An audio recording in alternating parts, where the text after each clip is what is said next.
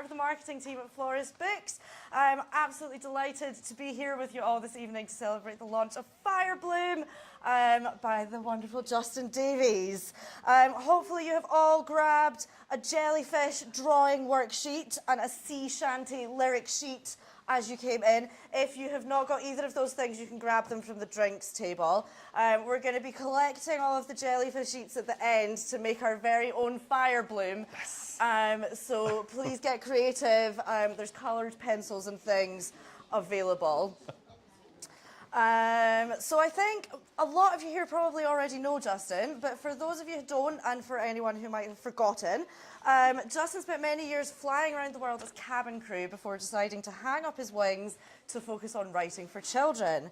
He was shortlisted for the Kelpies Prize for Writing back in 2015 and then went on to publish his first book, Help, I Smell a Monster, which won the Fantastic Book Awards in 2021. It's on the shelf in the children's department. Yes! I've just seen it. Still in print. First thing you check when you go into a bookshop, isn't it? Since then, he's also published Help... Whoa, no, not Help, I Smell the Werewolf. Whoa, I Spy a Werewolf. I always get those mixed up. And the fabulously fishy Harville. Justin lives in Fife with his husband and their beautiful greyhound, Sally. Coming up today, we have got some jelly-tastic jellyfish facts, a little bit of fortune-telling, and maybe even some singing. Yes, you have been warned. You are all expected to join in. Yeah, not maybe, definitely. Definitely. Yeah. So, let's dive in. Let's do it. Can you tell us a little bit about Firebloom and what inspired the story? Okay, so, hello everyone. Well, can I say thank you for coming first? It's just really lovely because different parts of my life have kind of like converged here this evening, which is great. I've got family, I've got friends, I've got people I know from my old job at the school, I have got people from my workplace at the library. It's just lovely to see you all. And people I don't even know. So thanks for coming if you don't know me. That's lovely. And Gustav has arrived. Gustav the Whippet is here. So now we can start. Firebloom. Back to Firebloom. Back to Firebloom. Like so many ideas, this one came from a conversation I had with someone at a school over near Glasgow, and I was doing an event. Oh my goodness. Alba, are you here? Would you want to just come up for a second? I didn't recognise you. Do you want to come up and join me for a second? Do you mind? Is that all right? If you don't want to, you don't have to. You will be live on the internet, just FYI. It's a few years. You've changed. You're so much taller. Are you okay to do this? That's right. So this is Alba. What was the school that you were at then? Carolside. That's right, Carolside Primary, because you're now at high school. What are you, S6 or something now? S2. So when I came to Alba's school to talk about Harville, you wanted to ask some questions at the end, and you came and chatted, and I think you said, there's no jellyfish in Harville. And I said, oh, you're right, there is no jellyfish in Harville. And I said, should I write a book with jellyfish? And you said yes. So, have you read the start of the book? Have you seen? Yeah, okay. I hadn't actually read Harville when I went to talk to you, but I've read it since. Well, it was only. Oh, thank you.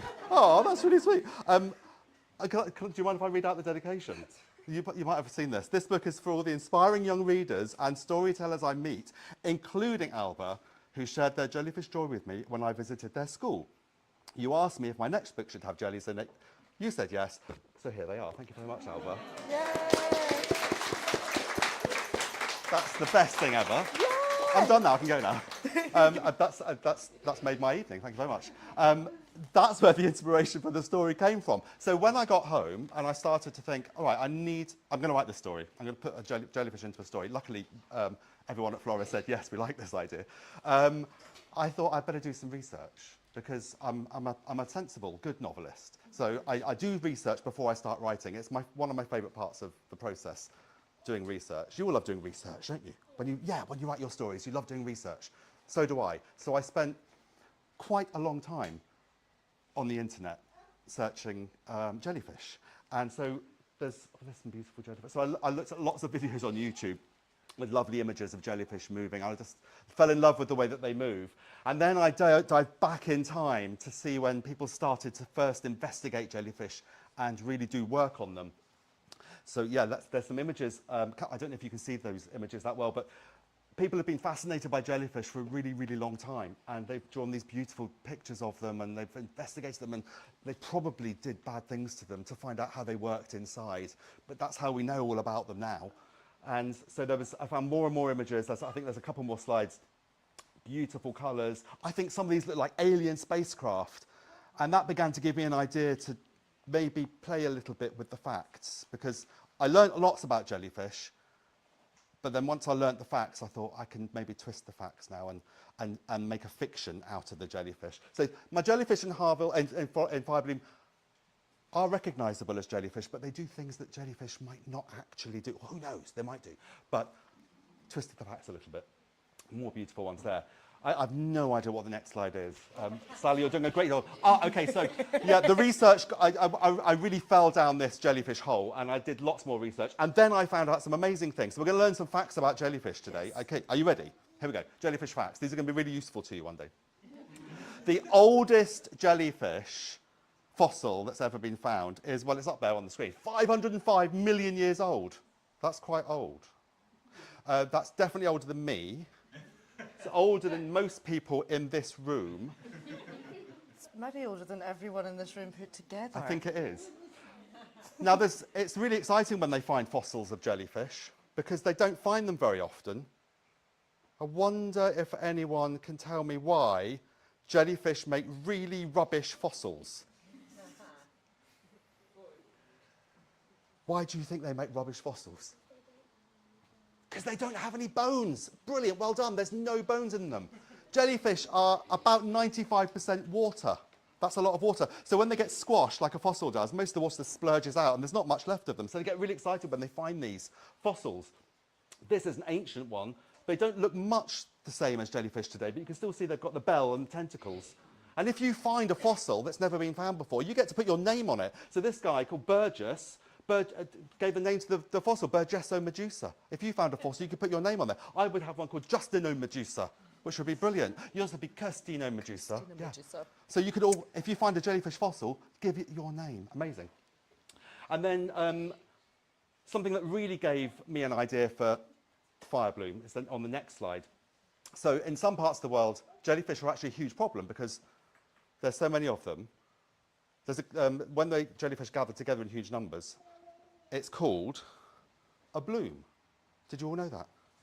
So when jellyfish gather in big numbers, it's called a bloom of jellyfish, which I just love, which is why bloom's in the title, Firebloom. And they do cause problems sometimes when they gather in massive numbers. I think just recently a nuclear power station had to shut down because so many jellyfish were sucked into the cooling system because they sucked them in out of the ocean. But even though they cause massive problems, they still get celebrated in lots of places. So there's places around the world where they have festivals for jellyfish, including Kagoshima City in Japan. And that gave me an idea that I would have a book where they celebrated the jellyfish because they were important to them. So that's how all the ideas came together. A bit of background. That's facts and jellyfish and a bit more of the inspiration behind the book. Yes. I can't remember what the next slide is. What is it? Oh, yes. OK, here we go. Right. It'd be a shame if you went home without more jellyfish facts today. So I'm going to give you my top 3 jellyfish facts. Are you ready? OK? This jellyfish here is a lion's mane jellyfish. You've all heard of a lion's mane jellyfish. You'll have seen them on the beach. If they get washed up on the beach, it's like this big mound of kind of purple splodge. Actually, my father-in-law today posted a picture of one of these on Leven Beach, and there is a dog next to it for scale. It's gigantic. The dog's not that small. It's a huge mound of jellyfish. I don't think it ended well for the jellyfish. But lion's mane jellyfish. In fact, I love these ones so much, I've named the cafe in the story the Lion's Mane Cafe. Here's your amazing lion's mane jellyfish fact. The longest ever tentacle on a lion's mane jellyfish. Did I tell you this when I came into the school? I did. Well, you can't. You knew it anyway. Max, I'm not surprised. I knew you would. But don't. So you have to be quiet now. You're not allowed to say anything. How long do you think the longest ever tentacle on a lion's mane jellyfish was? Someone at the front. What do you think? We're going to go metric. We'll do meters. Because that's the kind of person I am. What do you think? 2.8 meters. No. Bit longer than that. How long? Way longer. Yes, it's way longer. Anyone got, go on. 40? 40? That's pretty good. That's quite close. 36.6 metres is the longest ever tentacle found. That's easily to the Sainsbury's local and further. Probably halfway down the street. So that's very long. That's your first jellyfish fact. Second jellyfish fact. This one here, I've had to write this down because it's so hard to say. I think it's on my cue card. This is the immortal jellyfish. Have you heard of the immortal jellyfish? These jellyfish never die. They can turn into jellyfish, and when they get stressed, they can turn back to their polyp stage, and they suck themselves onto, you're surprised, I know, it's amazing. They suck themselves onto a rock, and then when conditions get better, they can start popping out little jellyfish, exact replicas of themselves.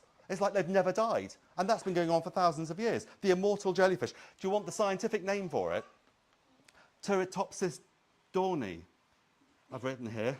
It's a hydrozoan. There's your fact. Okay, the immortal jellyfish. Last jellyfish fact. This is a compass jellyfish, but it's not just a jellyfish. What's stuck inside it? A fish.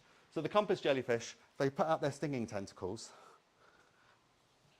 and they sting a fish, and they suck it back up inside their bells, where they happily blob around digesting the fish whole. Only sometimes they get washed up before it happens, which is why this fish has a look of complete shock on its face. You've seen that? And it's not AI. Well, I don't think it is. I know this happens. This happens. There we go. So compass jellyfish eat their fish whole. There we go. 3 amazing jellyfish facts for you. Well done, everyone. Don't forget those. They'll come useful one day. What's next? Wonderful jellyfish knowledge. You're going to tell us what else we need to know about Firebloom apart from the jellyfish. Yes. What do we need to know? Well, I think the next slide might be the map of Stormcliff. Okay. Should we take a trip to Stormcliff? Stormcliff is the town on Stormcliff Island and the town. So this is where all of the action takes place in Firebloom. So I was inspired by a few things for setting the location. So when I start a story, it really helps me to have a map in my head, but then it's more helpful to have a map on a piece of paper. So I wish I put that on the slide, actually, because the people at the publisher asked me to send them a picture of the map, my drawing of the map, which actually was quite good in the end. Yeah, I worked really hard on that.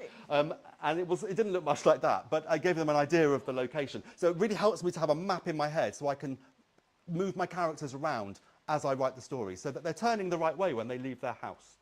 Because you don't want them going to school one day turning left and then the next morning they turn right because I've made a mistake. So a map really helps me create the story. So and then it gets turned into a wonderful map that goes in the book, which is great. So this is Stormcliff. A few places helped me picture this. So on my notice board at home, I had photographs of places like Mont Saint-Michel in France and St Michael's Mount in Cornwall, which is that's the same kind of place.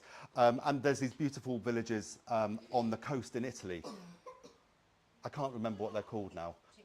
That's it, thank you, the Cinque Terre.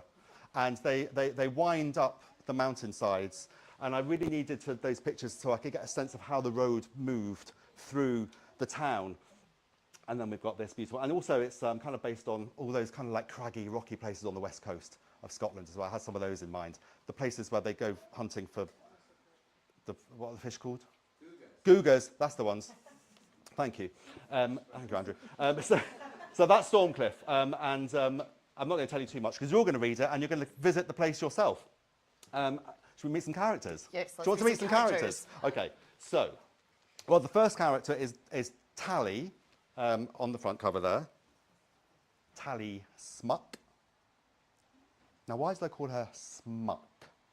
Any ideas? Alba, go on. Kind of being a rat in the story, yeah. Albert's really key to the story. Albert really helps in this story. So he's a friendly rat, and Tally found him in a, I think, how did I describe it? In a puff of sea foam, I think. Yeah. And then nursed Albert back to health. And then Albert lives a double life. He's a cliff rat up the cliff sometimes, but then the other half of the time he's with the family. There we go. That's Albert. This is Pickle Armstrong. Pickle runs the Jellykerry in Stormcliff. And the Jellykerry is where you go to buy all of the lotions and potions that contain the jellyfish stings. And you can use them to help you feel better. So there we go. That's Pickle Armstrong in the Jellykerry. This is Lady. This is Lady Vorpal. Lady Vorpal. She's the mother of the Vorpal twins. I don't have a picture of them there. So the Vorpal twins are twins, obviously, and this is their mother, Lady Vorpal, also known as Christine de Plume, when she lived on the mainland, and she was a famous actor. And now she's on Stormcliffe. There we go. I'm not going to tell you much about her, because you'll want to read the story. Under there, that's Farron Lum. It's Tally's best friend. That's him helping in the cafe, making jelly. What do we call them? I can't remember. Geely jellies, thank you. Making Geely jellies, which they sell in the cafe during the Firebloom festival. And then here we have, oh no, I'll skip them. I'll skip her. We'll come back to her. This is Tally's granddad and mandad. So these are the people who look after Tally. So, granddad and mandad. I love granddad and mandad. Do we? They're Yeah. great, Are we they're team great. granddad and mandad? Yeah. So granddad and mandad. So this time in this story, I thought, well, okay, my main character is going to have gay parents. And then I thought, well, hold on a minute. I'm kind of old enough to be a grandparent. I know. It's astonishing, isn't it? I feel that every morning when I look in the mirror. And I thought, well, let's do some due diligence for representation. We'll go for gay granddads instead. So we've got gay granddads. So we've got granddad and his husband Mandad, also known as Mandeep. Granddad and Mandad. They, bless them, they're desperate to get their jellyfish therapies because they need them, because they're a bit creaky and their eyesight's a bit rubbish. I don't know where I got the idea for that at all. So that's Grandad and Mandad. And then, am I allowed to have a favourite character? Oh, yeah. This is Colette. Colette Potts. But she goes by another name. Shall I do a reading? Yes. We're going to meet Colette. We'll find out a little bit about Colette. Okay. It's not a very long reading, because I don't want to give too much away, because you're all going to go home and read this. So, I'll set the scene very quickly. Tally is at her wit's end. She desperately needs some advice. The jellyfish haven't turned up, and she wants to know what's going to happen. And she's run out of ideas. And then she sees a little note from the shellery. And the shellery is where Petunia Potts reads fortunes. So there's lots of ways you can read a fortune. Hands up if you've got an idea. How can you read a fortune? What do fortune tellers use to read fortunes? Yes. Crystal balls. You can't say what is in the book, though, if you know it. Crystal balls. Max, what do you think? Cards, yeah, cards. That's like tarot cards. Palmistry, yeah, we've got palmistry, cards, crystal balls. Yes. Tea leaves is an excellent one. Tea leaves. Any others? You can. Some people tell people's fortunes from the shapes of their heads, which I think is a bit strange because that means someone's got to touch your head. Lots of other ways. In Stormcliffe, the Potts family use shells, and they cast shells, and they tell your fortune. So Tally's gone to the shellery to have her fortune read, expecting Petunia Potts, who is Colette's granny, to do the reading. So she's gone in. Here we go. Take a seat, Taliesin Smuck. I've been expecting you. Tally stared open-mouthed. Colette? Tally almost hadn't recognised her classmate. There was so much red powder smeared across her normally light pink cheeks, not to mention the smudged black pencil surrounding her eyes. Not I! My name is Zazu. Zazu? That is so. Zazu Potts. Diviner of fortunes, both good and ill. Zazu performed a theatrical gesture with her hands, finishing by pointing with upturned palms towards one of the two wicker chairs at the table. Tally felt compelled to sit down. What happened to your granny? Asked Tally. I thought she did all the fortune telling. Zazu lowered her head, clasping her hands to her chest, before taking her place opposite Tally in the other chair. Petunia is napping to rest her inner eye. But luckily, for seekers of future truths, I, Zazu, have taken her place. Is it future truths you seek, Taliesin Smuck? Or perhaps you wish to discover to whom you will offer your heart? Tally pulled a face. Ooh, no thanks. The words left her mouth with so much force, she blew out the nearest candle. Sorry, 'tis an omen of doom for a flame to lose its life, intoned Zazu in a dreamy voice. No, it really isn't, said Tally. It's all me. She sighed. Look, Colette, it would be... Zazu, if you please. Fine. Zazu, it would be a lot easier if you just spoke in your normal voice. Colette closed her eyes for a moment and smiled. Okay, she said, but you have to promise to take this seriously. Tally nodded. Why else would I be here? Oh, I don't know, said Colette, to make fun of me. I didn't even expect it to be you, did I? Look, to be honest, Zazu, I didn't know where else to go. Colette smiled again, her teeth gleaming white against her deep purple lips. How much squid ink has she stained them with? But I knew you would be coming. She reached under the tablecloth and pulled out a seagrass weave basket filled with all kinds of shells. Placing it on the table, Colette picked up a handful and held them out to Tally. Are you ready for the shells to speak? And that's all I'm giving you.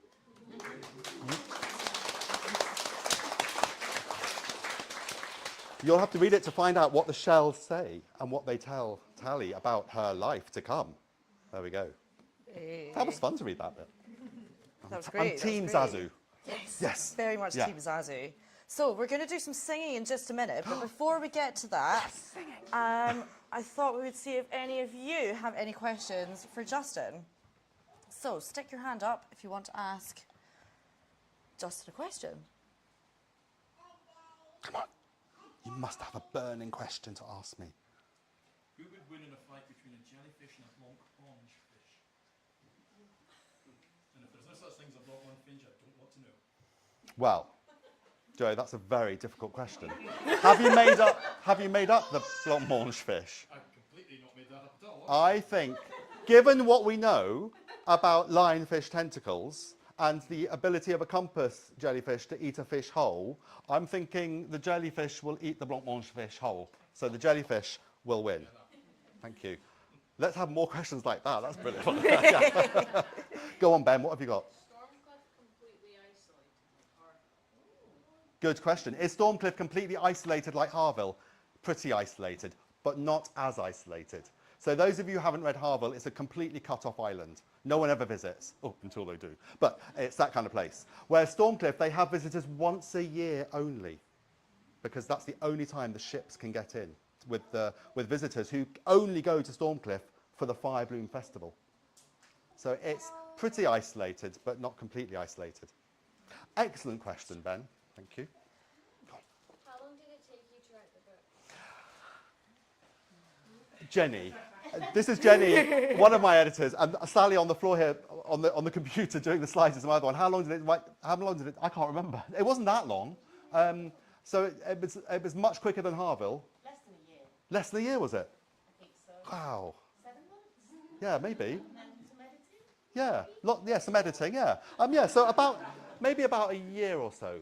It's a really long process. Lots of things have to happen. First of all, I've got to come up with the idea. Thank you, Alba. And then I've got to do the research, and then I've got to write a first draft, and then I think maybe a few more drafts. You didn't see the first draft. You saw kind of the second draft, and then we work on it together. It's kind of teamwork to edit the book until it becomes something that a shop like this is happy to sell.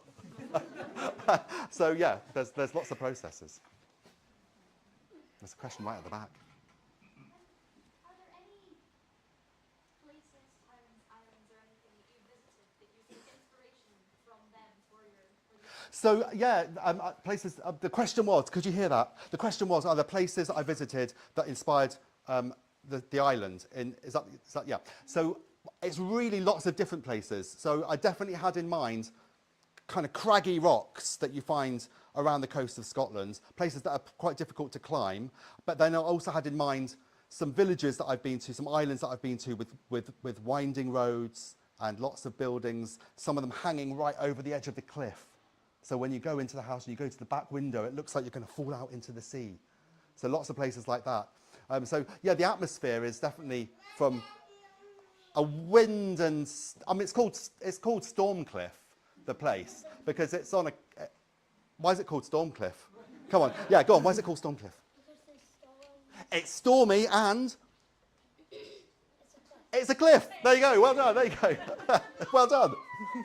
It's easy, this thing, you know. Writing books is easy. Stormcliff. Excellent place. Go on, there must be some more questions. Was there another? I think there was another hand up back. Oh, this will be a tough one. Yeah. How did you choose the illustrator? Well, I didn't. So there we go. There's an amazing thing.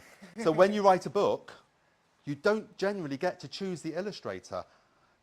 Kirsten, how does a publisher choose an On the illustrator? spot now. So there is no one from the design team here this evening. So marketing and editorial are going to fumble our way through this question. We start by thinking about what type of vibe we want from the illustrations, I guess. And then the design team look at lots of different illustrator portfolios, draw up a short list of the ones that are both affordable and the right kind of style that we like, and then eventually they come to a decision using some sort of designer wizardry that I do not fully understand. And yes, I think that's pretty much how we decide on illustrators. And that's how you found Francesca Ficorilli. I don't know if Francesca's watching on the live stream, but if you are, grazie. Again, because Francesca also illustrated Harville, and this time she got to do more illustrations because there's illustrations throughout the book, which is great.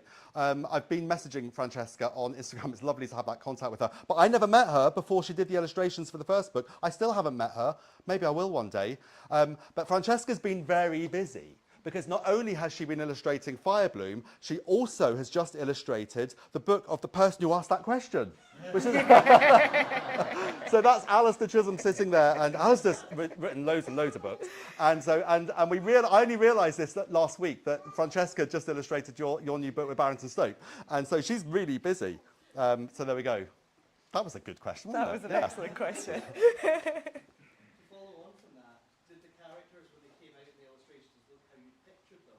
That's an excellent question. So, okay, so is this something that all authors that have illustrations of their characters worry about?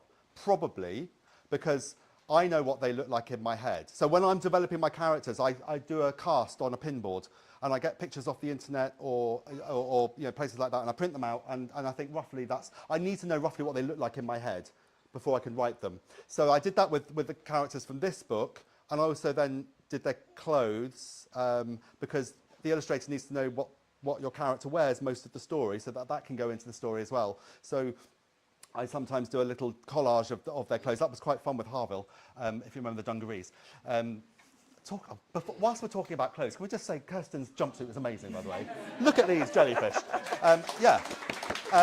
They can go. They should. Oh, one of my characters should have worn jellyfish jumpsuits. Yes. The Borpool twins wear green velvet jumpsuits, but that's much more interesting. So actually, I send a very well. You asked me at the publisher to send a detailed description of the characters through to the illustrator, so that the illustrator then has a really good idea of what's in my head. So hopefully, then when they've done the illustrations, they match, and they do. It's amazing. So as soon as I saw the illustrations, I was like, yes, that's my characters, and that's how they live in my head now. So although some things might be slightly different, I can't remember what was in my head now, because that's how they are. Yeah. That was another great question. Fabulous, yeah. Martina, in the front row, yes. Isn't in Harville, isn't there a causeway that's from mainland to Harville? Yes, you're right. Well remembered. So I said it was completely isolated.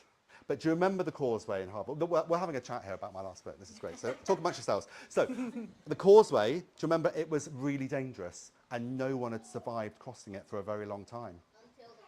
Don't give it away. There's a copy there on the till. I want people to buy it.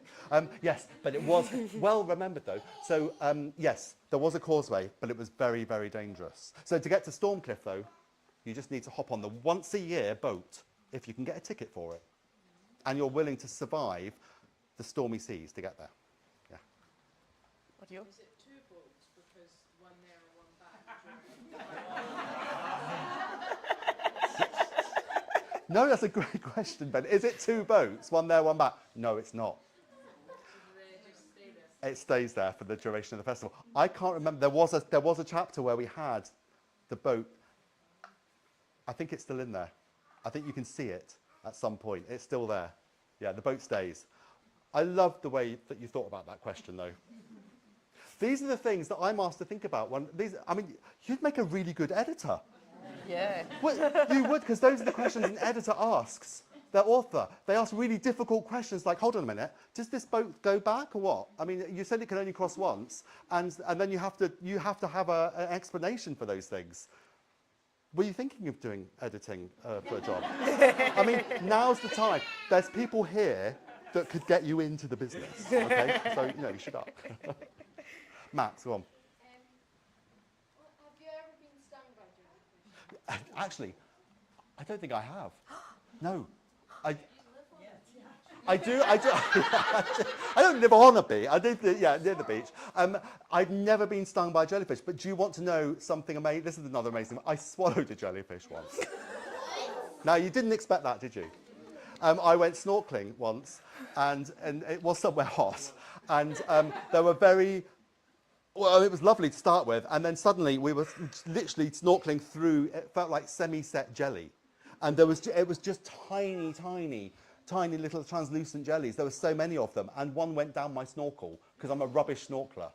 And it went, so yeah. I haven't been stung, but I did nearly swallow, I did spit it out.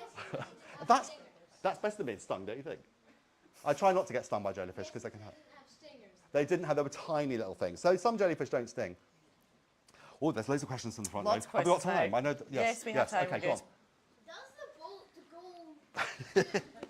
It's great. Does the boat go to Stormcliff, but then does it go back at the end of the Firebloom Festival? Exactly. It's only there for 5 days because the Firebloom Festival lasts for 5 nights, and then they have to leave with all the visitors.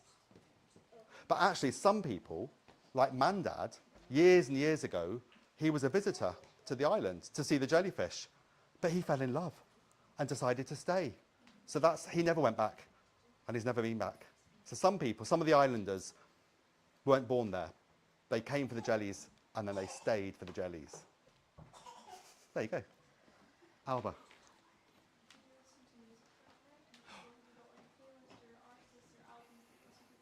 That's a really excellent question. Do I listen to music when I write? Do I have any playlists? I can't listen to music when I'm writing. This sounds really pretentious. I do need a quiet room for writing.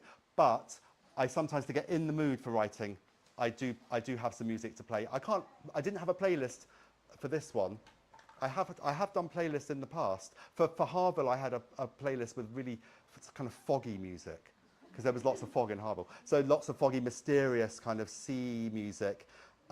Although this is going to sound like Alba was a plant here in the audience, because this is a great segue. Very good segue. Yes, it's very good. Because I did have to listen to a few sea shanties, because there's a sea shanty in the story. So the islanders greet visitors with a sea shanty to welcome them to Stormcliff, which is a nice thing to do. And so we are all now. Have you got your song sheets ready? So here's how this is going to work. I'm going to have a sip of water.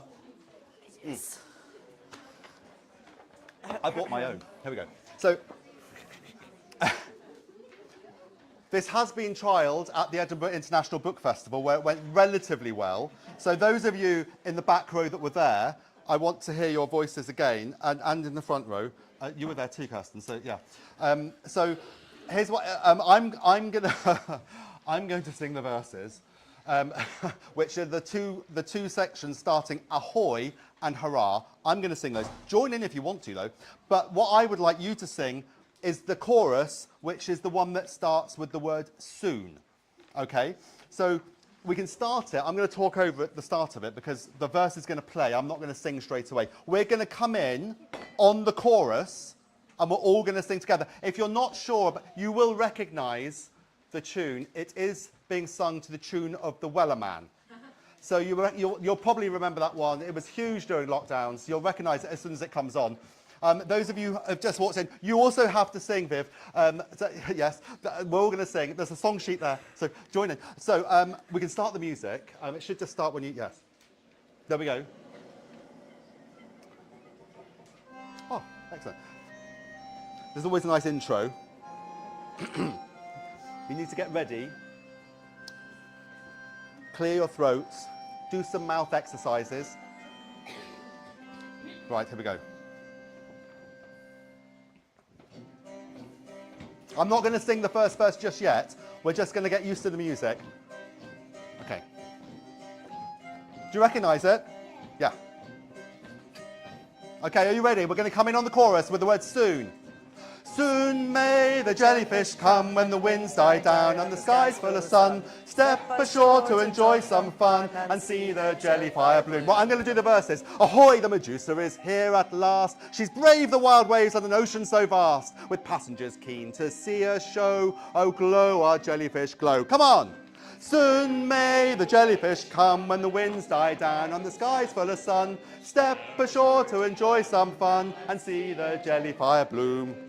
Hurrah! The festival shall now start. Tonight there'll be lights that bring joy to our hearts. When the moon's up above, watch the ocean below. Oh, glow, our jellyfish glow. Soon may the jellyfish come when the winds die down and the sky's full of sun. Step ashore to enjoy some fun and see the jelly fire bloom. One more time. Soon may the jellyfish come when the winds die down and the sky's full of sun. Step ashore to enjoy some fun and see the jelly fire bloom. Well done, everybody. Excellent. That's a great way to end this. Do you know, I think they did better than they did at the Book Festival. Oh, absolutely, yeah. I really do. Well done, everybody. Not again. No, nobody wants to hear me sing again. Brilliant. And I think that brings us very, very satisfyingly to the end of the event. So thank you all for coming. That was, as we said, excellent sea shantying. Brilliant. Well done, everyone. In a moment, Justin is going to be up by the window at the back to sign some books. You're all going to come down the front to purchase your books at the till. And then you're going to go off and get them signed. There's cake. Cake? There's still some I didn't drinks. know there was cake. So please help yourself. And you've got some time to finish your jellyfish It's a pencil drawings swap, to add to the Firebloom. There are pencils. Oh and yeah, pens. everyone draw a jellyfish Draw a for me. That'd be brilliant. jellyfish Thank so you. that we can I think make our they're going for the Firebloom. cake actually. They're too distracted by the cake. But yes. Excellent. Thank you, everyone. That'll do.